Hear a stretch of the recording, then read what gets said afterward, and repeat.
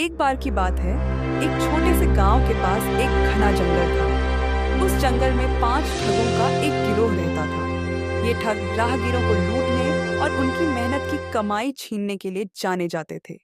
उनका नेता भोंदू ठग था, जो चालाकी और मक्कारी में माहिर था। एक दिन गांव का एक सीधा साधा किसान रामू अपनी फसल बेचकर घर लौट रहा था। उसकी गठरी में कुछ पैसे और खाना था।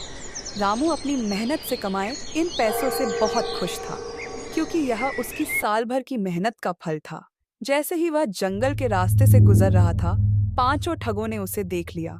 भोंदू ठग ने अपने साथियों से कहा, देखो, इस आदमी के पास कुछ सामान और पैसे हैं। चलो, इसे बेवकूफ बनाकर लूट लेते हैं।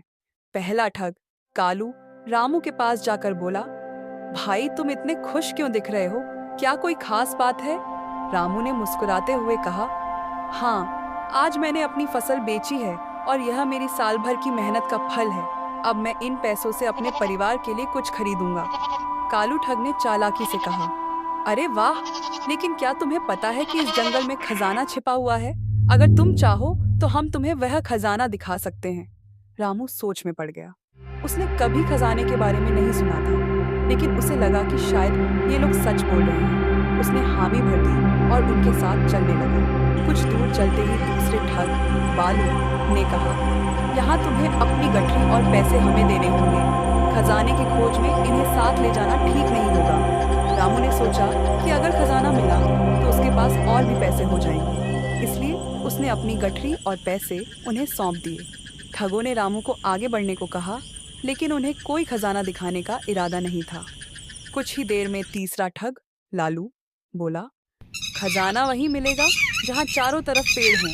जरा आंखें बंद करो और ध्यान से सुनो, खजाने की आवाज आएगी। रामू ने आंखें बंद कर ली। इसी बीच ठग उसकी गठरी लेकर भागने लगे, लेकिन तभी चौथा ठग शालू फिसल कर गिर पड़ा। उसकी आवाज सुनकर रामू ने आंखें खोली और देखा कि वे लोग भाग रहे हैं। रामू को तुरंत समझ में आ गया कि वह ठगा जा रहा है। उसने दौड़कर शालू को पकड़ लिया और चिल्लाया, मेरे पैसे और गठरी वापस करो, वरना मैं पुलिस को बुला लूंगा। 5 ठग डर गए, क्योंकि जंगल के पास के गांवों में पुलिस का खौफ था।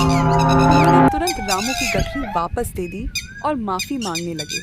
रामू ने उन्हें सिखाया कि मेहनत से कमाए हुए पैसे की कीमत क्या होती है और ठगी करना गलत है।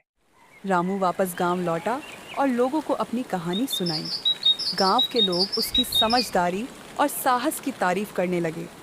5 ठगों ने भी अपनी गलती समझी और ठगी छोड़कर मेहनत से काम करने का वादा किया। इस घटना के बाद वे ठग भी ईमानदारी से काम करने लगे और रामू का नाम पूरे गांव में एक समझदार और ईमानदार आदमी के रूप में प्रसिद्ध हो गया।